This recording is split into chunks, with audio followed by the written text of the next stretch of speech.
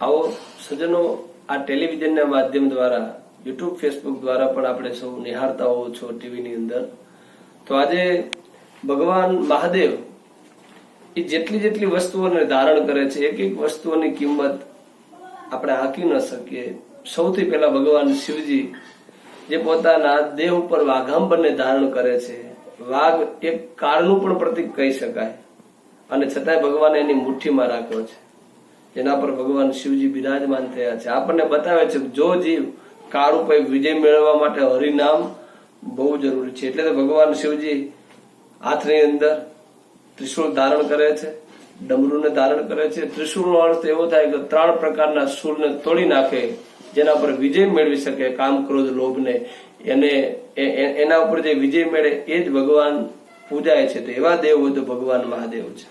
ડમરૂનો અર્થ એવો થાય કે ડમરૂ એ નાદનું પ્રતીક છે, અને ભગવાન શિવને નાદ અતિ વાલો છે, ભગવાનને નૃત્ય અતિ વાલું છે. એટલે ભગવાન શિવજી ડમરૂનો પણ સ્વીકાર કરે છે.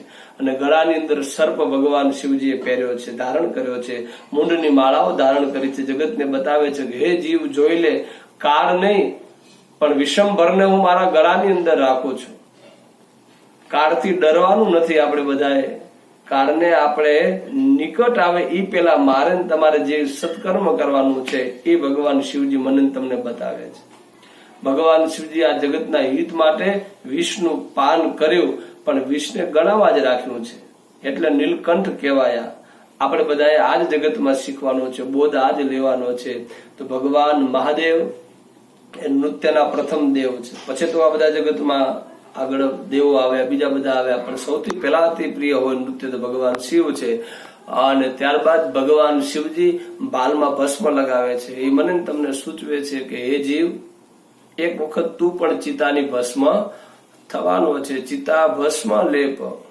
આપણે બધા જ એક વખત નાશવંત છીએ, અને આપણે બધાએ ચિતાની ભસ્મ બનવાનું છે. એટલે મને તમને શિવજી એવું કહેવા માંગે છે કે હે જીવ, અહંકાર કર્યા વગર આ જીવનને ધન્ય બનાવો, કૃતાર્થ બનાવો. તમારી સંપદા ગમે તેટલી હોય, ગમે તેટલી ગાડી, બંગલા, નોકર, ચાકર હોય, અંતે તો આ દેહ ભસ્મ થવાનો છે, ચિતાની ભસ્મ થવાનો છે.